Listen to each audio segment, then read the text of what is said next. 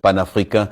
En suivant donc cette conférence internationale au Palais des Congrès, vous vous êtes également dit, ah voilà des gens qui viennent à notre rescousse, c'est ça? Non, ce n'est pas des gens qui viennent à notre rescousse. C'est des gens avec lesquels nous sommes en train de travailler. Oui. Quand une dynamique est mise en place, il faut que tous les corps sociaux y participent. Déjà, nous ne pouvons pas jeter ce qui a été fait. Nos chefs d'État, nos diplomates, l'Union africaine et tous, ils ont déjà fait une bonne avancée. Maintenant, on part de là pour reconstruire. Je ne suis pas pour la refondation, mais je suis pour le retour aux fondamentaux. Déjà, quand on parlait de pensée africaine, on va se rendre compte que déjà la pensée africaine était absente. Quand le professeur Mono Diana dit qu'ils ont beaucoup pensé, ils ont beaucoup écrit, ça m'amuse beaucoup. Ça m'amuse parce que leur pensée a toujours été adossée sur la pensée de quelqu'un d'autre. Parce qu'il y a une logique qui a toujours été implémentée. Et c'est cette logique qu'on suit. C'est-à-dire, les programmes scolaires, notre gouvernement, nos projets structurants, notre avenir et tout le reste est adossé sur une ancienne pensée qui n'était pas vraie, parce qu'elle n'était pas la pensée propre à nous, Africains. C'est pour ça qu'on réalise et on estime que si nous continuons à fonctionner comme ça, je vous prends un exemple très simple. Quand vous êtes en France, quand on vous regarde, on vous appelle comment? Africain. Le problème, c'est qu'aux yeux des autres, nous ne sommes pas différents. Ils ne connaissent pas que Camerounais, Rwandais, Sénégalais. Tous les Africains se ressemblent. Tous les autres ont dit que nous sommes Africains. Quand tu es aux États-Unis, on te parle du meurtre de George Floyd, par exemple. Tu regardes, tu le vois, tu dis, ah, ça c'est mon frère. Quand tu es au Brésil, tu regardes les Brésiliens, tu dis, voilà mon frère. À l'océan Indien, tout ça, ce sont des Africains. Nous estimons donc que parce que nous sommes en compétition avec les autres, ce n'est pas que nous sommes en train de vouloir entrer en guerre avec eux. Mais comme nous sommes en compétition, il faudrait que nous nous mettions ensemble pour être plus forts. Le problème de l'Afrique, c'est que nous avons été divisés par les autres.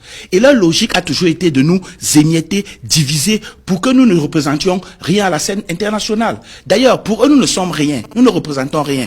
Nous sommes même simplement des objets. Nous sommes des objets parce que ils ont estimé que leur mission était de nous civiliser. C'est pour ça qu'ils sont venus ici. 700 ans. Ils nous ont colonisés. Ils nous ont... je ne sais pas qu'est-ce que je peux dire. Ils nous ont tout fait d'humiliant. Parce que pour eux, nous n'étions pas des hommes. Alors, en estimant qu'ils sont venus nous civiliser... Ça a même été théorisé par des grands philosophes comme Hegel. Voilà. En estimant qu'ils sont venus nous civiliser, ils ont voulu, dans leur logique, essayer de nous rendre presque des hommes. Mais nous devons aujourd'hui nous dire que nous sommes africains. C'est-à-dire que nous affirmer déjà que je suis africain. Résident à Douala, résident au Cameroun. Résident en Djamena. Résident en Djamena, partout. Oui. Je suis africain. Quand on parle du concept que je suis africain, qu'est-ce qui définit un africain? On commence par là. Déjà, quand on prend le concept de noir, on nous a toujours dit que le noir, c'était la saleté, c'était la médiocrité, c'était l'obscurité, c'était ci, c'était tout et n'importe quoi.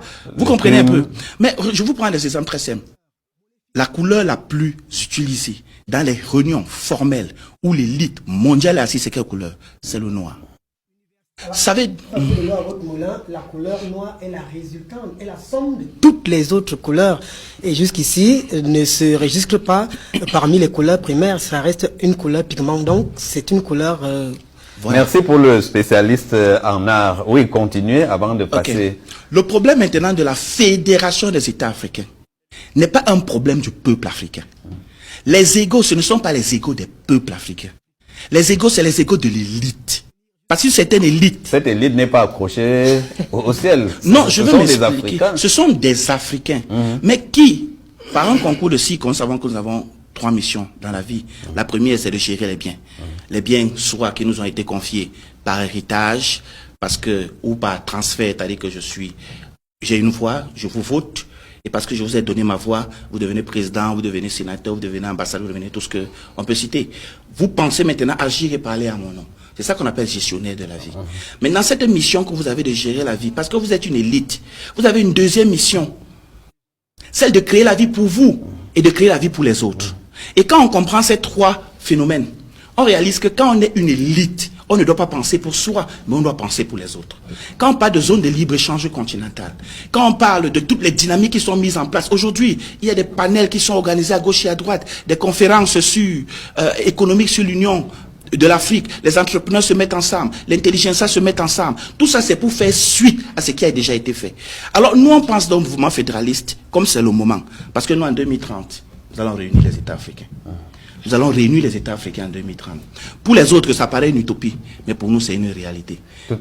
Voilà, Alexandre Thomas Essomba, pour dire, comme la prononciation nous l'impose, Alexandre Thomas Essomba, André Cédric a un peu taquiné la sagesse qui est sur ce plateau en disant, lorsque le professeur Monunzana dit ceci, ça me fait rire ou sourire.